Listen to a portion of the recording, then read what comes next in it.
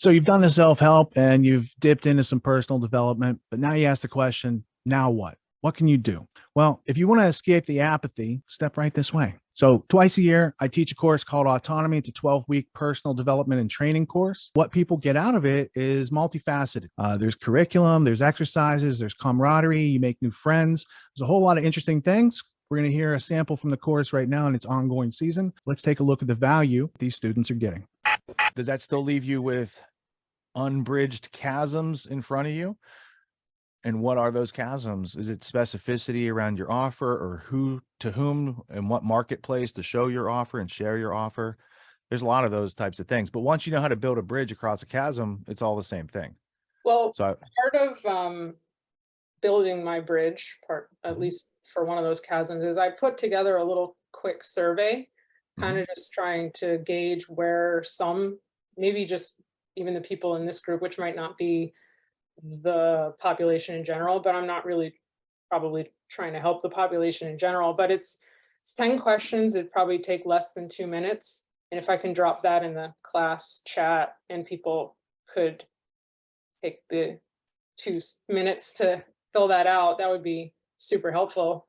Because that was one of the ways I thought would be the most efficient to getting some of my answers, which is part of my bridge being built over, like, to whom am I really going to be the most helpful?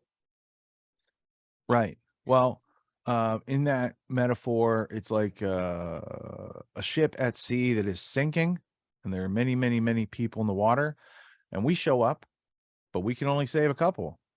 So how do we decide who to save?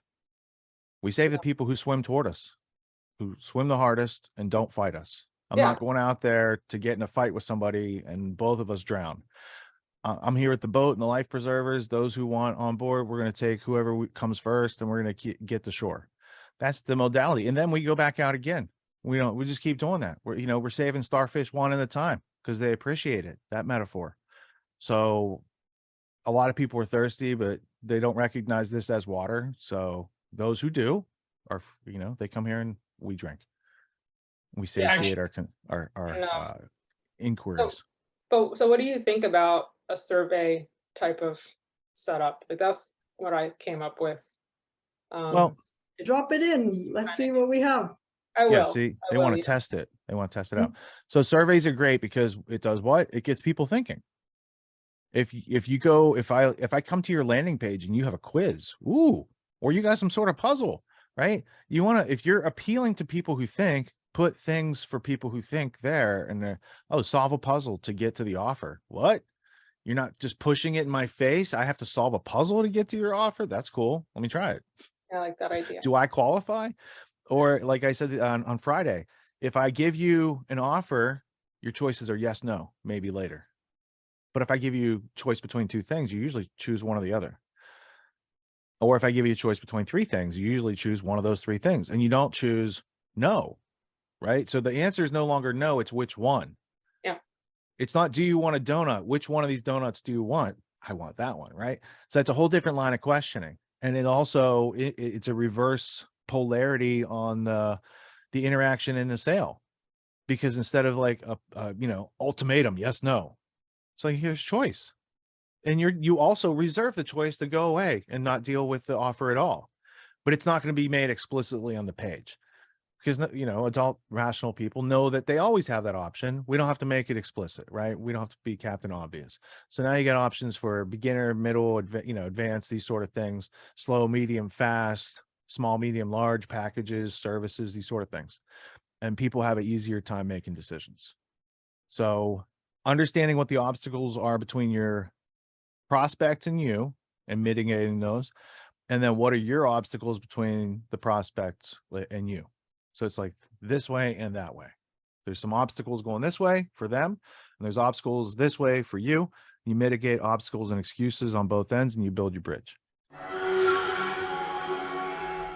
Everyone's doing some kind of self-help these days, and you can find a million self-help courses out there. Most other courses out there are hosting lectures. They're hosting videos, they're maybe even doing Q&As, and these are great starting points to encourage learning. But at AUTONOMY, we believe that hands-on practice is the best way to really lock in what we're learning. There's no better way to gain confidence and mastery than through action. After each lecture, we practice the concepts we've learned with other students, giving and receiving feedback in a non-judgmental environment. The result is mastery of concepts like entrepreneurship, ethical sales, and self-reliance in an environment that directly translates to the real world. Plus, you make connections with other like-minded individuals who are learning right alongside you, and you have a lifetime membership in the community. The AUTONOMY course with Richard Grove equips you with confidence, competence, and courage in a world filled with confusion and noise. You can learn more at getautonomy.info. We'll see you there.